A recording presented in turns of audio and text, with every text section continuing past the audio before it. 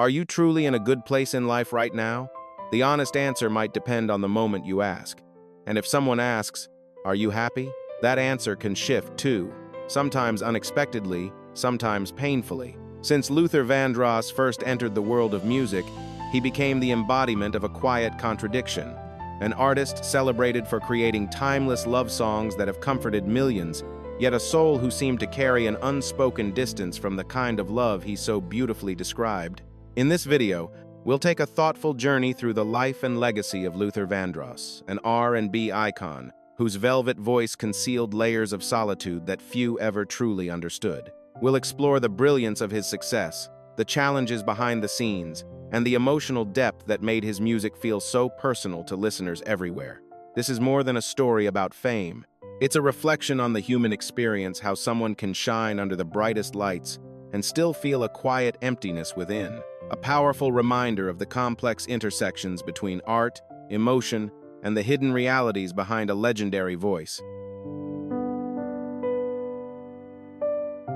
If Luther's journey resonates with you, the quiet loneliness, the emotional weight behind the music, feel free to drop a 1-inch the comments.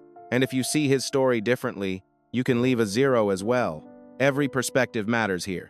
Thank you for being part of this conversation. If you enjoy thoughtful stories like this, don't forget to like, share, and subscribe to support the channel and help us continue exploring the lives behind the legends. Now, let's step into the remarkable story of Luther Vandross. His full name, recorded on his birth certificate, was Luther Ronzoni Vandross Jr., born on the 20th of April 1951 in the heart of New York City. He was raised in a home where music wasn't just entertainment, it was the atmosphere of everyday life, within the Alfred E. Smith public housing on Manhattan's Lower East Side. His mother, Mary Ida Vandross, worked tirelessly as a devoted nurse, while his father, Luther Vandross Sr., earned a living as an upholsterer but carried a quiet passion for melody and rhythm. From the earliest moments of his life, Luther displayed a remarkable connection to sound.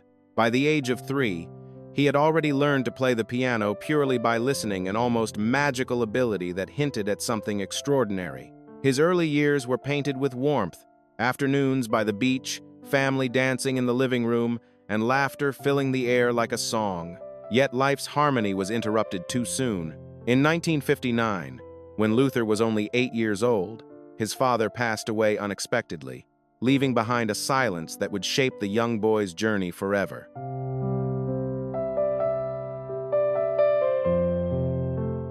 After this heartbreaking loss, Luther found comfort in music, using it as a quiet shelter where pain could soften and hope could return. It became more than a passion. It was a way to breathe again. Years later, in a reflective 2002 interview, he admitted that the absence of his father never truly disappeared. He shared that whenever he witnessed moments of father and son closeness on television or in films, a deep sense of longing surfaced, reminding him of what life had taken too soon. Luther's household was not only filled with melodies, but also driven by dreams and determination. His older sister, Patricia, once lent her voice to a local doo-wop group called The Crests, a small neighborhood ensemble with big potential. At one point, they were even offered the chance to join a national tour, an opportunity that could have changed everything. But when Patricia asked their mother, Mary Ida, for permission, the answer was no. The door closed on that shining moment, yet within that missed chance were powerful lessons about timing, sacrifice, and the complicated balance between ambition and family. Those early experiences quietly shaped the road Luther himself would one day walk, turning both joy and regret into music that could touch the world.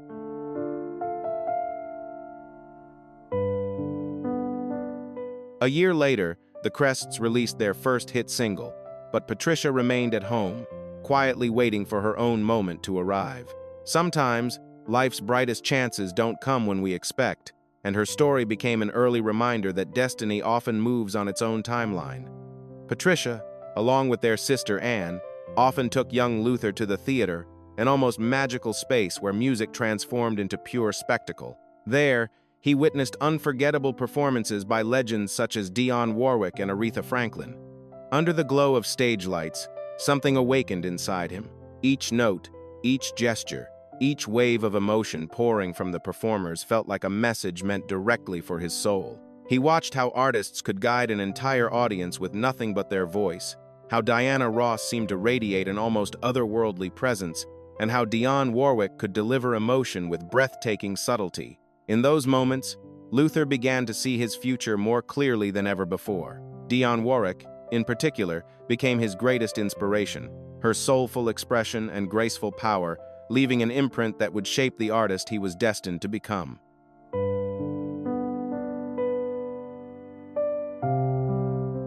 Luther didn't simply admire these icons from afar, he approached them like a true student of artistry. He observed closely, took mental notes, and studied the stage presence of Dionne Warwick, Diana Ross, and Aretha Franklin with deep seriousness.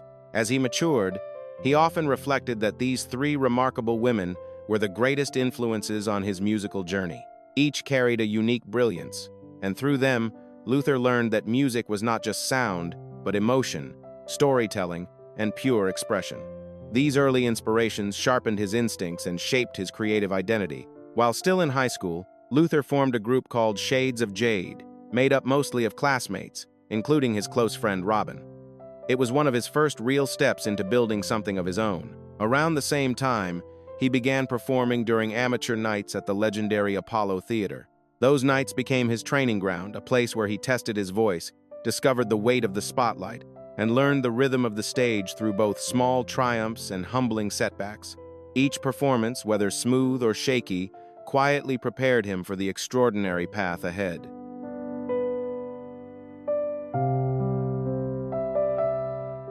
But when Luther turned 16, his heart faced a different kind of struggle, one that had nothing to do with music or the stage. He experienced his first taste of young love, only to discover that the feeling was not returned.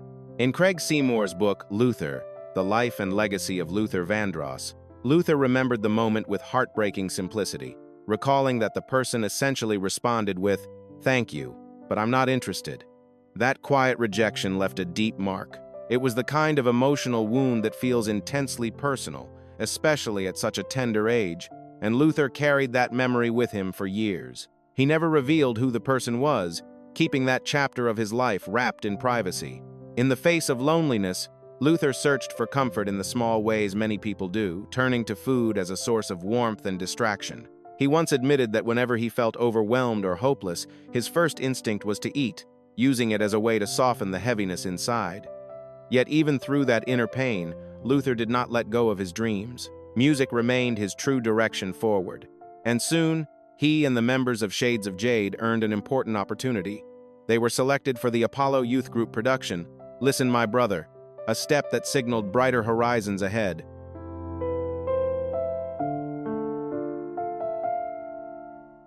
Among more than 10 talented singers in the group, Luther quickly rose above the rest, his voice carrying a smooth, velvet-like quality that was impossible to ignore. Even at a young age, there was something uniquely magnetic in the way he sang, an emotional depth that hinted at the legend he would one day become.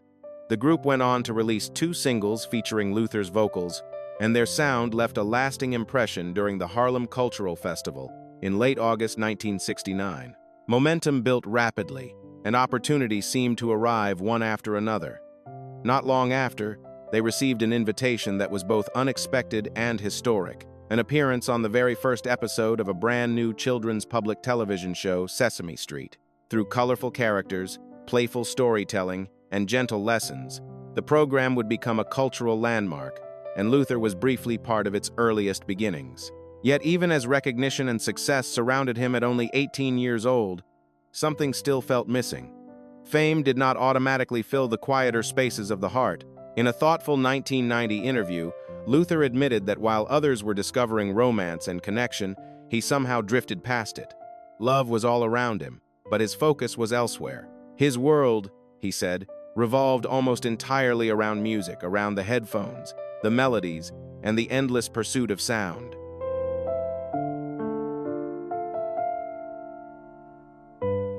Maybe I did feel lonely back then, Luther once reflected, but I didn't really have another option.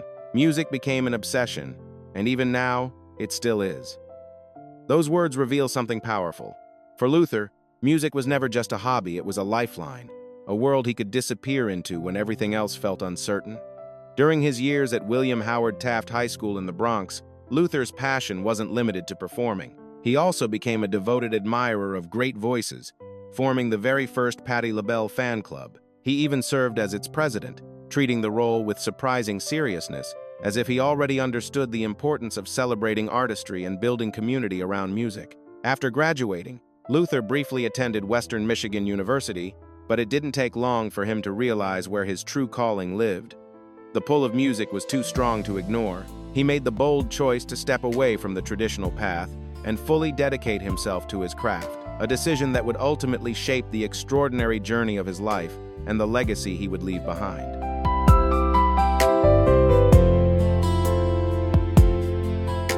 He remained close with his friends from the Listen My Brother circle, carefully nurturing connections and always keeping an eye out for the next stage to step onto. Even while working at a small store in the city, Luther never stopped moving forward in silence like so many dreamers. He was preparing long before the world noticed. Then, a rare moment arrived, one of those turning points that feels almost destined. Ken Harper, a former radio DJ, was creating an all-black Broadway reimagining of The Wizard of Oz, a bold production that would soon be celebrated as The Wiz. What he needed was fresh music, songs filled with energy, hope, and life. Luther seized the chance with everything he had. He sent Harper his work, pouring emotion and ambition into every note. One song rose above the rest, Everybody Rejoice, a brand new day, a bright and powerful anthem that captured the spirit of renewal. It was selected for the show, and before long, Luther's music was soaring through a Broadway theater, an unforgettable breakthrough in his unfolding story. This period also carried deeper lessons beyond success.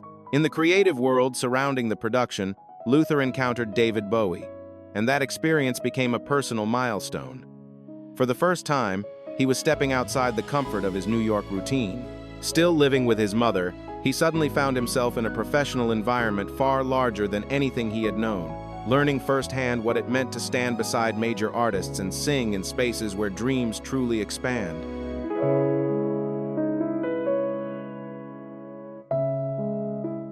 The door to this extraordinary chapter opened through Luther's close friend Robin, who was married to a guitarist working alongside David Bowie. One day, she invited Luther to the studio simply to listen in a casual moment that would soon become life-changing. When Luther heard the demo of Young Americans, his musical instincts immediately came alive. He offered thoughtful suggestions about the melody and the arrangement, speaking with the confidence of someone who truly understood sound at its deepest level. Bowie was struck by Luther's creativity and sharp ear, and soon invited him to do far more than background vocals. Luther was brought in as a contributor, helping with writing, shaping harmonies, and adding his own artistic touch to the album. It was a pivotal turning point, signaling that Luther's talent was impossible to overlook. Even earlier, Luther had written a song titled Funky Music, which Bowie later transformed into the foundation of Fascination, a track that became part of the Young Americans project. Luther's influence was quietly woven into the music in ways many listeners never realized. Not long after, Luther joined Bowie on tour as a backing vocalist, and his presence grew so strong that he eventually became the opening act for Bowie's 1974 tour, an incredible leap for a young artist still building his name. Then, history moved quickly. On the 5th of January, 1975, The Wiz premiered on Broadway, marking another milestone in Luther's creative world. By March, Young Americans was officially released, going on to become David Bowie's best-selling album in the United States. For Luther, these months represented more than success. They were the beginning of a new level of recognition, where his voice and vision were finally reaching beyond the shadows.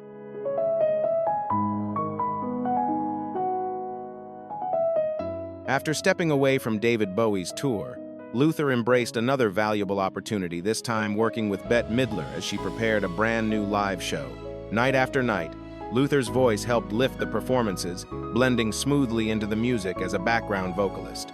Yet, despite being an essential part of the sound, he remained largely unseen. Bette's backup singers were often well-known, glamorous, and already recognized by the spotlight. Luther, however, stood apart. He was different from the typical image people expected on stage, and he was frequently placed behind a curtain, singing from the shadows with a microphone in hand, harmonizing alongside the other vocalists. Even so, deep inside, Luther carried a quiet desire not just for his voice to be heard, but for his presence to be acknowledged. He wanted the world to see the person behind the sound. Still, he struggled with shyness and uncertainty, questioning whether he could truly stand alone as a solo artist. In an effort to find his own space, he formed a new group simply called Luther. The band brought together familiar faces from his earlier journey, including former Shades of Jade members Anthony Hinton and Diane Sumler, along with Teresa V, Reed, and Christine Wiltshire. They released several singles that gained modest attention, but none managed to break onto the major charts. It wasn't the breakthrough he hoped for, but it was another step forward, a reminder that even legends often travel through quiet chapters before the world finally listens.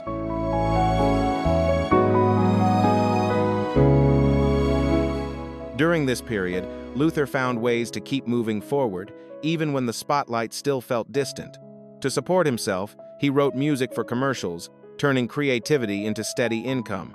At the same time, he continued providing background vocals for some of the biggest voices in the industry, artists like Chaka Khan, Roberta Flack, and even Diana Ross, the icon he deeply admired and often regarded as the true Queen of Pop. These years became a quiet masterclass. Luther wasn't just singing, he was learning, sharpening his artistry, and building connections in a world where relationships and reputation mattered as much as talent. More importantly, he absorbed a powerful lesson. Greatness is often built in silence. Patience, consistency, and unseen dedication create the foundation for the moment when everything finally aligns. By the late 1970s, Luther had become one of the most in-demand background vocalists in the business, earning an impressive income through performances and studio work. Yet, despite this success, he still carried the drive to step fully into his own identity as an artist.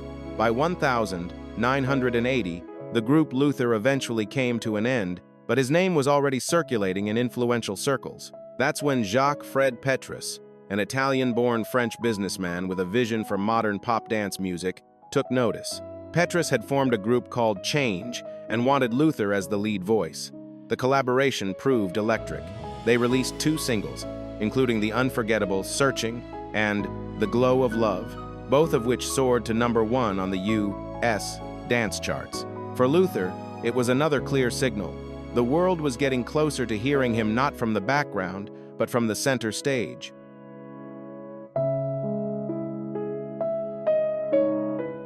Although Luther was originally expected to continue as the lead voice for Change's second project, he ultimately had to step away when the partnership didn't feel fair. His work simply wasn't being valued the way it should have been. It was a difficult decision, but sometimes walking away is the first step toward something greater. And in Luther's case, fortune still had a remarkable way of finding him. That very same year, he signed a solo contract with Epic Records, a moment that would become one of the most important turning points of his entire career. The road into solo stardom, however, was far from effortless.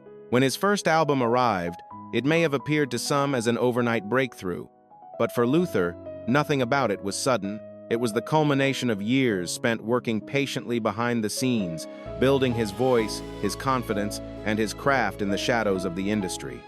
Before stepping into the spotlight alone, he had already supported some of the biggest names in music: Chaka Khan, Roberta Flack, David Bowie, Carly Simon, and more, absorbing invaluable lessons with every performance. Day by day, he was preparing for the moment when the world would finally hear him not as a background presence, but as the main voice.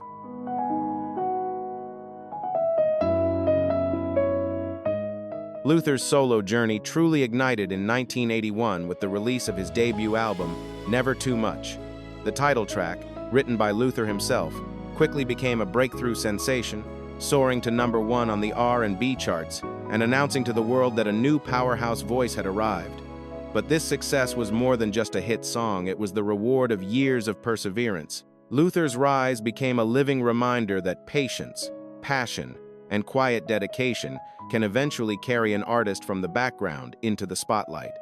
Tracks like Don't You Know That and his unforgettable rendition of A House Is Not a Home revealed what made Luther truly extraordinary, a voice capable of carrying raw emotion, turning every lyric into something deeply human and timeless. Throughout the 1980s, Luther continued building momentum with a remarkable run of platinum-certified albums. His second project, Forever for Always, For Love 1982, delivered even more standout hits, such as Bad Boy, Having a Party, and Since I Lost My Baby. With each release, Luther didn't just climb higher, he firmly established himself as one of the defining voices in the R&B landscape, shaping a legacy that would only grow stronger with time.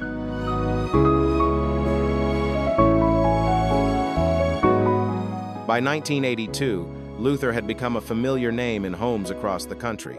He even earned a Grammy nomination, though the award that year went to James Ingram. Still, the recognition marked a major milestone, proof that Luther was now firmly part of music's highest conversation. Around the same time, he experienced a dream come true, collaborating with one of his greatest teenage inspirations, the legendary Aretha Franklin. Luther produced her album, Jump to It, and the partnership delivered real success. The title track became Aretha's first top 40 pop hit in 6 years, and the album later achieved gold status, highlighting Luther's unique gift for blending artistry with sharp musical intuition. Yet this glowing honeymoon period didn't last forever. During the recording of Aretha's next album in 1983, Luther, known for his perfectionism, offered feedback and vocal suggestions in the studio. But the atmosphere shifted. Aretha, a commanding force with her own creative authority, didn't welcome the guidance, especially coming from someone who had once admired her so deeply. Their differing artistic perspectives sparked a tense argument, and the situation escalated quickly. Aretha ultimately walked out of the New York session and returned to Detroit, leaving a silence between them that lasted for quite some time. Even when Clive Davis called to ask about the album's progress, Luther chose not to respond. It wasn't until Cissy Houston, Whitney Houston's mother and a respected voice of wisdom in the music world, stepped in that the two were finally able to reconnect, reminding everyone that even the greatest talents sometimes need time, humility, and understanding to find harmony again.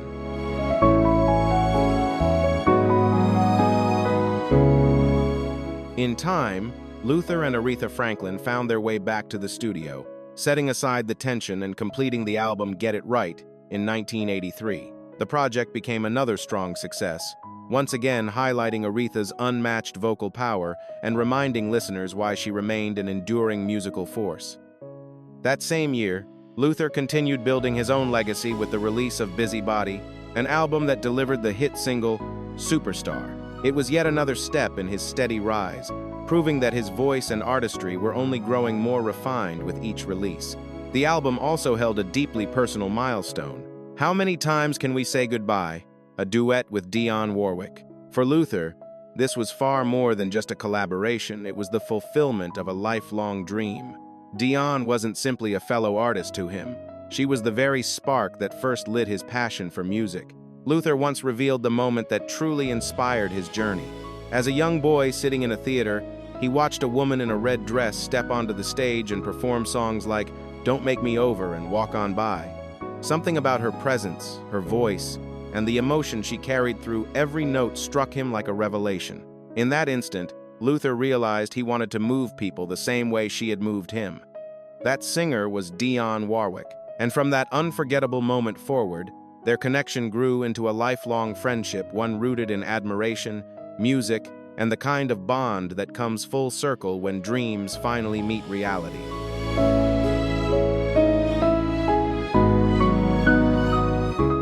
In 1985, while watching the talent show Star Search, Luther noticed something that immediately caught his attention. A 14-year-old boy with a soft, silky voice that reminded him of his own early sound. The young singer was Jimmy Salvini from Long Island, guided and managed by his brother, Larry. Luther's instincts were sharp. He didn't just see a talented teenager, he saw potential waiting for the right moment. Without hesitation, Luther reached out, believing Jimmy would be a perfect fit for some of the songs he was developing.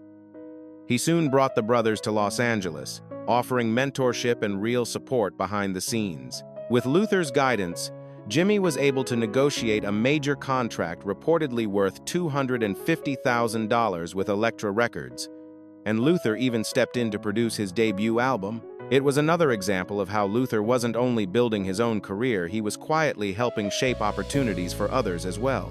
Throughout these years, Luther remained grounded, keeping his focus firmly on the music itself. Despite whispers, unfair commentary, or shallow judgments about his appearance, he carried himself with calm dignity. When asked about such things, he would simply smile and redirect the conversation to what truly mattered: the honesty of the music, the emotion within it, and the sincerity behind every note he created. Luther Vandross was celebrated as one of the most extraordinary voices of his generation, with a career that seemed almost untouchable under the spotlight. Yet beyond the applause and admiration, his life also carried private struggles that many people never fully understood. One of the most significant turning points came in 1985, when Luther made a deeply personal decision to focus on his health.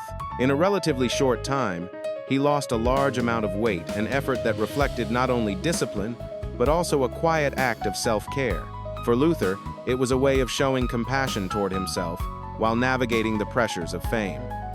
Around that same period, he faced a difficult and unsettling moment when a British magazine, Blues and Soul, published a false report claiming he was seriously ill. Luther quickly and firmly denied the rumor, choosing to address the situation publicly in order to prevent misinformation from spreading further. He appeared through multiple media channels to clarify the truth and protect his name. Even so, the experience left an emotional weight. Unfounded speculation can be deeply painful, especially for someone living in the public eye. The rumors not only caused distress, but also sparked intrusive curiosity about his private world, reminding everyone that even the most admired artists often carry unseen burdens behind their success.